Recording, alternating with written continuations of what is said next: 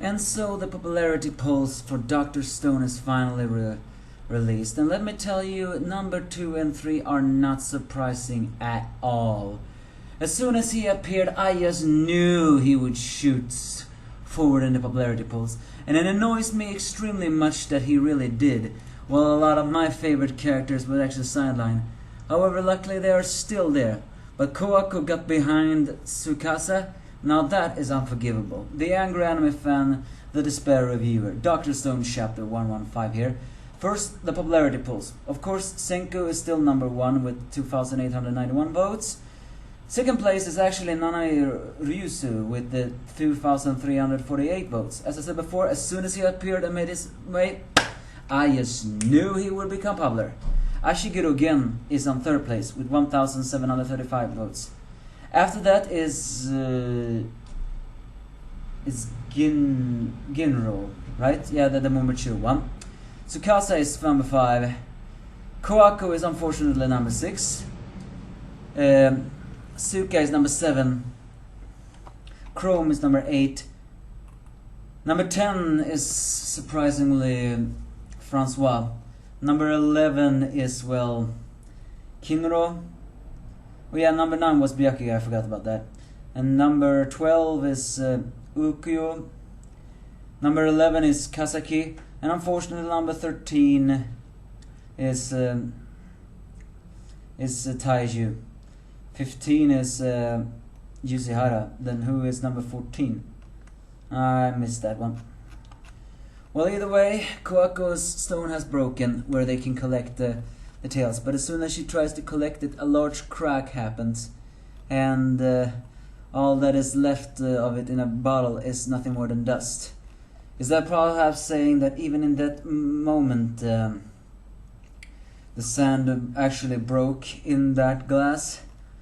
But then she actually remembers that she has always been with Senku, who has corrected the earth itself and even played a minor part in Kingdom Science.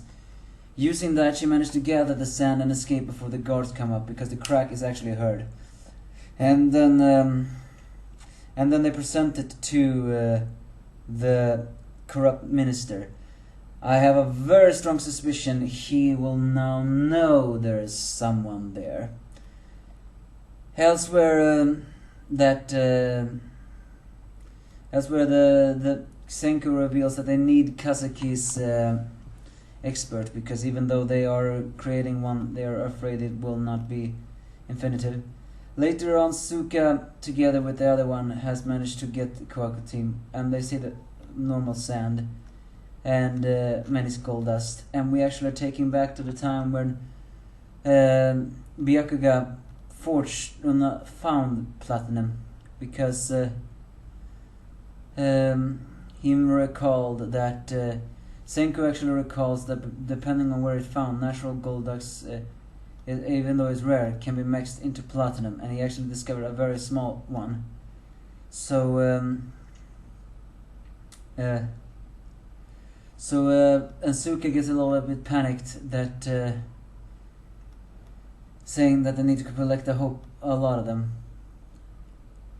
So, but Senku says that although he doesn't realize how rare the minimum of platinum is, in the metric of Earth's clusters are around 0.001 grams. So even if they get 1 single gram, it's good enough. And surprisingly, they found more and more and more of it. And it shows Byakuga's life back when he was the only one to raise the kids back when they died. He told the stories of humanity were to be destroyed. And also that if they cannot rebuild this civilization, then nothing will happen.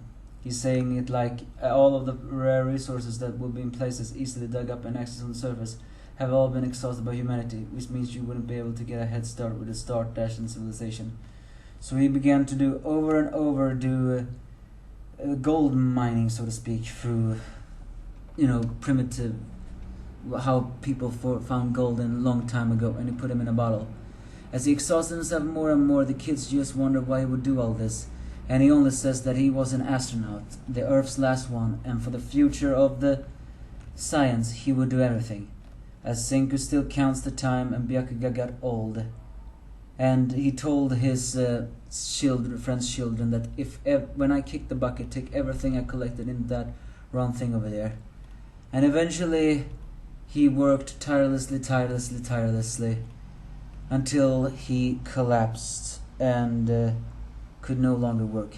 His last words were no Senku as Byakuya passed away. I have to say that is one very heavy episode. We all know he died, after all, so many centuries ago. He obviously did die.